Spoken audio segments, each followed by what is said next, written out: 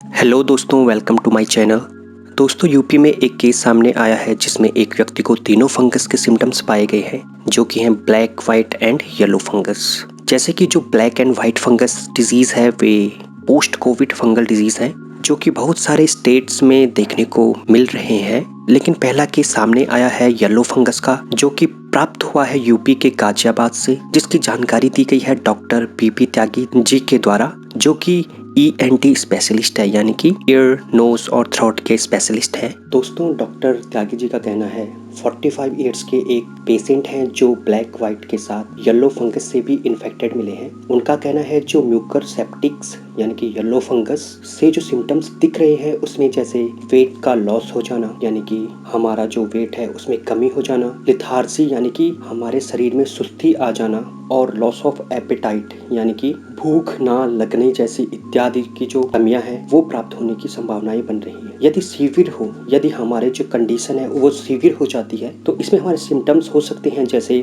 Leakage of पस यानी कि हमारी जो पस है उसका लीक हो जाना, स्लो हीलिंग ऑफ वुंड्स यानी कि जब कोई चोट लगती है तो उसका जो है ठीक होना बहुत ही धीमी गति से, संकन आइज यानी कि हमारी जो आंखें हैं उनका सिकुड़ जाना, जो कि हमारा एक माल न्यूट्रिशन का कारण हो सकता है, यानी कि हमारे जो खाने में कमी आई है उसके कारण ये हो सकता है। इसके अलावा इसमें ऑर्गन फेलियर यानी कि हमारी जो ऑर्गन्स का फेल हो जाना, एवं नेक्रोसिस यानी कि जो हमारे सेल हैं वो हमारे डेड हो जाते हैं प्री मैच्योर कंडीशन में। जब वो हमारे प्री मैच्योर होते हैं सेल, उसी समय उनकी डेथ हो जाना, ये जो सभी कारण हैं ये सीवियर कंडीशन में आ सकते हैं येलो फंगस के। डॉक्टर का कहना है कि यह एक घातक बीमारी है बिकॉज यह अंदरूनी तौर पर शुरू होती है, इसलिए जरूरी है इसके सिम्टम्स को पहले ही जान लेना। अगर इसके ट्रीटमेंट में देरी हो जाती है तो इसका केवल क्योर है एम्फोटेरिन B इंजेक्शन, जिससे इसका क्योर किया जा सकता है। उनका कहना है बहुत महत्वपूर्ण है इससे अपने आप को बचाना। उसके लिए जरूरी बातें हैं जो हमें ध्यान में रखनी चाहिए,